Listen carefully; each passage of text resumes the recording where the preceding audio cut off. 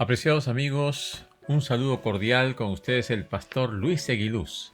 Aquí estamos desarrollando, repasando la lección de la escuela sabática para esta semana. Ya estamos en la lección 6, la educación. Aquí estamos viendo las lecciones más maravillosas y más hermosas de nuestro gran maestro. Y aquí más lecciones, porque en esta lección de la educación nos muestra que no hay más grande maestro que nuestro Señor Jesucristo. Así que para este sábado 7 de noviembre tenemos esta hermosa lección y nos presenta en el versículo de memoria en Marcos 10:52. Dice, y Jesús le dijo, vete, tu fe te ha salvado. Y enseguida recobró la vista y seguía a Jesús en el camino. La lección de esta semana nos presenta algunos personajes que tuvieron trascendencia, que la enseñanza de ellos nos alcanza a nosotros porque nos identificamos en realidad con ellos. Vemos en primer lugar a Adán y a Eva, personajes que sintieron vergüenza, sintieron que estaban muy mal porque habían desobedecido a Dios, y ahora esta vergüenza los llevó a huir, a esconderse, a ocultarse de la presencia de Dios. ¿Por qué? Porque habían comido ese árbol prohibido. De igual manera ocurrió con Jacob cuando engañó a su padre y a su hermano. Y también tenemos a aquella mujer sorprendida en el mismo acto del adulterio, como también en el caso de David, que tuvo pecado y luego a través de un salmo manifestó su confesión profunda. Así que estos personajes muestran lo que el pecado realiza en nuestra vida, cómo nos va destruyendo, cómo nos va dañando. Esto es parte de nuestra vida real, de nuestra vida diaria, algo con lo que tenemos que enfrentarnos cada instante, cada momento.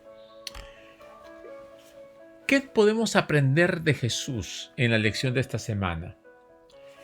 Cuando Adán y Eva pecaron y se fueron a esconder, ellos estaban huyendo de Dios porque reconocían que su condición ahora no era la misma de antes.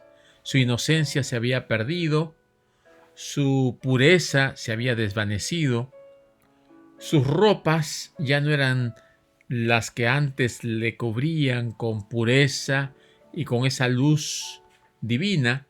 Ahora se sentían desnudos, se sentían avergonzados, y la serpiente pues había engañado de tal manera que desviaron el curso de su vida santa. Ahora Satanás había tomado control de la situación. Adán y Eva estaban lejos de lo que fueron al ser creados por Dios. Dios, cuando se acerca, les pregunta, Adán, ¿dónde estás tú? Y Adán, en el escondite, le dice, Señor, aquí estoy. Comienza una conversación en donde Dios trata de entender la respuesta de Adán. Adán trata de ocultar, de evadir, de culpar a Eva, y de esta manera, en vez de ir a buscar ayuda, él se esconde y trata más bien de refugiarse detrás de algunos árboles. Dios toma la iniciativa. Dios va a buscar a Adán y a Eva porque Dios es un Dios de amor. Él busca, Él trata de salvar, Él trata de darle solución a los problemas. Así pues, Dios viene al rescate y es lo que siempre hace. Es lo que hizo con Adán y Eva y es lo que hace contigo y conmigo. Él nos busca porque nos ama. Él nos busca porque nosotros por nuestra naturaleza caída, huimos, nos escondemos de este Dios maravilloso. Esta es la primera lección que aprendemos a través de la experiencia de Jesús, que Él vino a buscar y a salvar lo que se había perdido. En el caso de Jacob, Jacob estaba ahora también huyendo. Era un fugitivo, huía, se escondía de su hermano porque pensaba que lo iba a matar.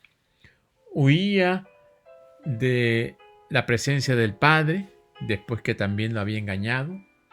En complicidad con la madre habían hecho cosas para un beneficio personal, egoísta, sin pensar en las consecuencias que esto podía traer.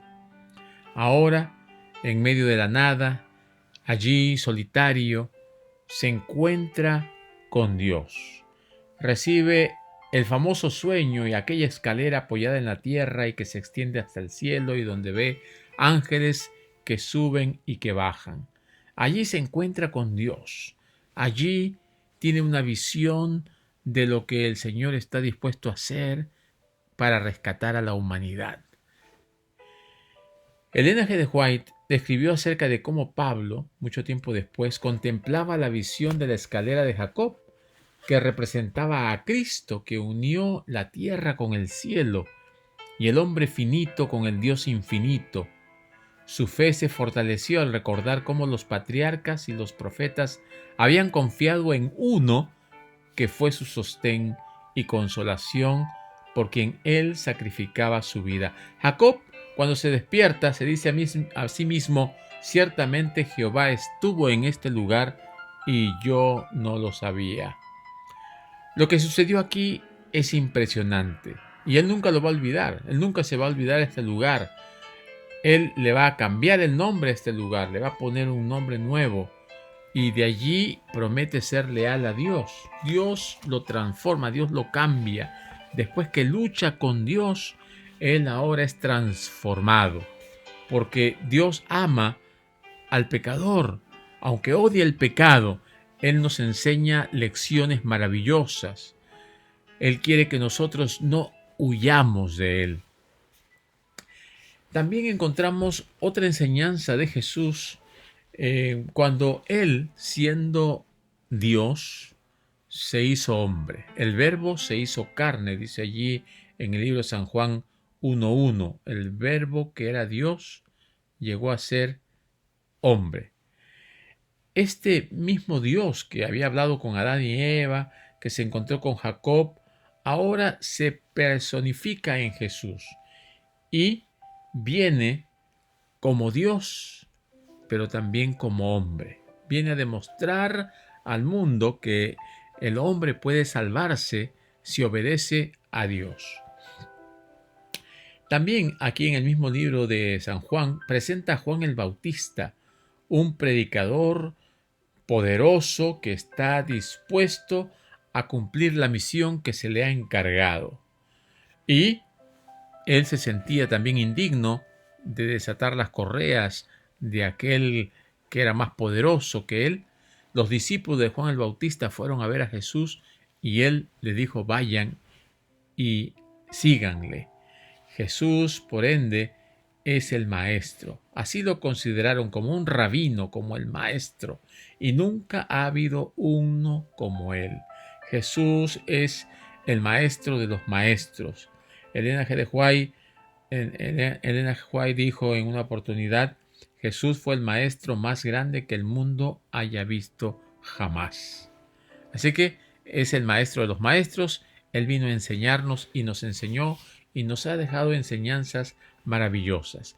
Pero la más grande enseñanza la dio a través de su propio ejemplo, con su vida de abnegación, de entrega, de sacrificio, esa vida que está dispuesta a darlo todo.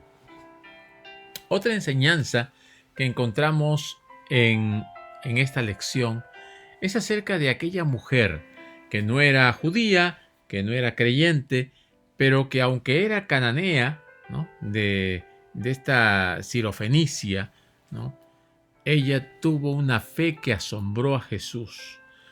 Recordemos que en una oportunidad Jesús viajaba con sus discípulos, ¿no? La lección nos dice que para esta época Herodes gobernaba y tenía allí todo este territorio de Galilea y había dado muerte a Juan el Bautista. Y Juan era un hombre de principios bien definidos. Y ahora Jesús, al saber de su muerte, continúa lo que él había ya empezado. Así que Jesús entró en una casa con la esperanza de que nadie supiese que estaba allí, pero la mujer lo encontró. Al sentir la tensión, Jesús entró en la casa con la esperanza de poder tranquilizarse. Dice que en la cultura de aquel tiempo y lugar, una mujer no tenía derecho de que nadie le hablase a un hombre, ¿no? Y además esta mujer pertenecía a una cultura y a un grupo étnico diferente, al cual los judíos no tenían la facilidad de conversar o compartir.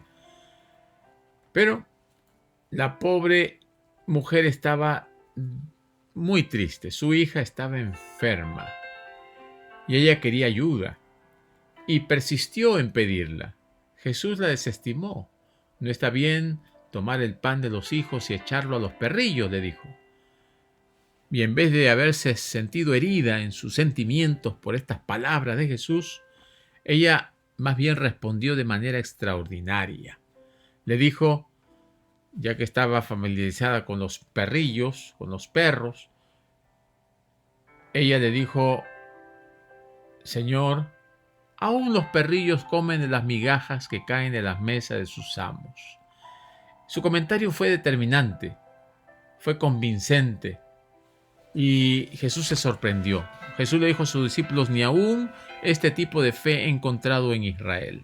Y sanó a la hija de esta mujer, lo cual nos muestra que Jesús estaba enseñándole a sus discípulos a no hacer acepción de personas.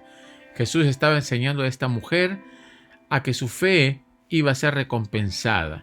Y Jesús también nos enseña a nosotros que no debemos dudar, que debemos tener fe y aferrarnos poderosamente a aquel que todo lo puede.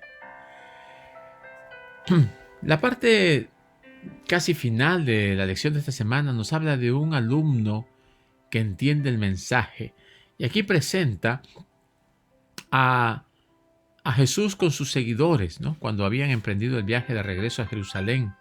Y así como Herodes había estado preocupado por Juan el Bautista, las autoridades, incluyendo a Herodes, estaban preocupados también por Jesús. Sus seguidores incluían a los pobres, personas vulnerables y aquellas personas que estaban desesperadamente aguardando un cambio. Y Jesús quería traer esperanza al mundo. Por sobre todas las cosas, que Jesús quería ayudar a la gente, quería ver alegría en el rostro de ellos y quería cumplir la misión para la cual había venido. En cuanto al círculo íntimo de los alumnos de Jesús, los 12 discípulos parecían ansiosos por estar al lado de Jesús, pero al mismo tiempo parecían desconcertados, o podríamos decir ciegos, porque no veían lo que Jesús veía. Y Jesús los desafiaba muchas veces para que ellos vieran las cosas más allá de sus limitaciones, podríamos decir. Ellos estaban espiritualmente ciegos. Jesús quería mostrarles la verdad, pero ellos todavía no podían verla en su plenitud. Así que con los milagros que estaba haciendo Jesús, por ejemplo, la curación de Bartimeo, ¿no? Este ciego que después que fue curado quería seguir a Jesús. Esto nos muestra cómo Jesús se preocupó por aquellos enfermos para darle una lección a ellos como también a sus discípulos y para que los discípulos continuaran cumpliendo la misión de salvar, de predicar y también de educar a través de diferentes medios. Jesús estaba enseñando constantemente. Elena White nos dice, deseamos nosotros verdaderamente llegar a ver la imagen de Jesús, respirar su espíritu, hacer su voluntad, agradarle en todas las cosas, dice Camino a Cristo, página 50. En compañía de Jesucristo, nuestros deberes llegan a ser una delicia. Ahora, abramos la Biblia, consultemos, por ejemplo, en Mateo capítulo 5 al 7.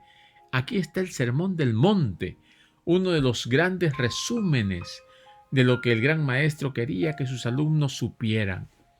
Y aquí está, como podríamos decir, la constitución del reino de Dios.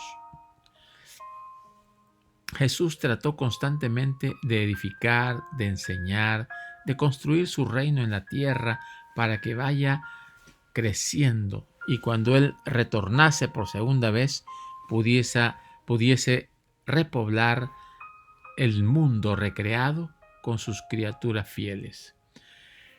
Lo que la lección pues nos llama es a tener la cosmovisión que tuvo Jesús. Esa cosmovisión de la vida eterna, de sanidad, de santidad, de verdad, de buscar lo bueno, de buscar aquello que nos santifica, de buscar aquello que nos llena el alma, dejar de lado todas las cosas negativas que el pecado ha traído, porque en Cristo nosotros podemos ser fieles y podemos mantenernos fieles. El Señor nos enseña a través de los fundamentos de la fe, a través de sus enseñanzas básicas, que nosotros tenemos que ir creciendo en los principios que Él nos ha enseñado.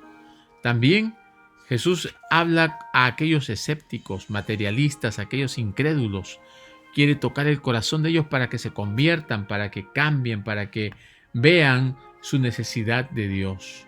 Constantemente el Señor está mostrando amor por sus hijos, amor por los caídos, amor por los pecadores, y va a intentarlo hasta el final. Esa es la misión de Jesucristo y es la misión que también a nosotros nos encarga. Quiere que nosotros podamos mostrar al mundo que hay un Salvador maravilloso, que hay un regenerador y hay un Redentor que está dispuesto a dar su vida por aquellos que aceptan el mensaje de salvación. Así que, mis queridos amigos, mis queridos hermanos, busquemos a Jesús. Recordemos, debemos empaparnos de sus enseñanzas. Debemos observar cuidadosamente cómo vivió y tener esas imágenes en la mente durante todo el día para actuar como Él. Y también tenemos que tener un oído dispuesto a escuchar lo que aprendieron y también la experiencia de aquellos que nos antecedieron. Que el Señor nos ayude a aprender más. Estamos en una escuela, Cristo es nuestro Señor, la palabra de Dios es el libro de texto y la naturaleza nos enseña lo maravilloso que es Dios. Así que el Señor les bendiga. Déjenme pedir la bendición de Dios para que ustedes puedan disfrutar de este sábado, de esta lección. Querido Padre, queremos darte gracias, Señor, porque tú eres el Maestro de los Maestros y tú quieres siempre enseñarnos verdades eternas. Te agradecemos, Padre Santo, porque tú eres bueno y para siempre tu misericordia. Ayúdanos, Señor, a aprender de tu palabra, de ti, que tu Espíritu Santo nos guíe y que podamos, Señor, crecer en gracia cada momento, cada instante, cada día. Danos tu bendición, te lo pedimos con el perdón de nuestras faltas en el nombre de Jesús. Amén. Gracias, mis amigos, que el Señor les acompañe.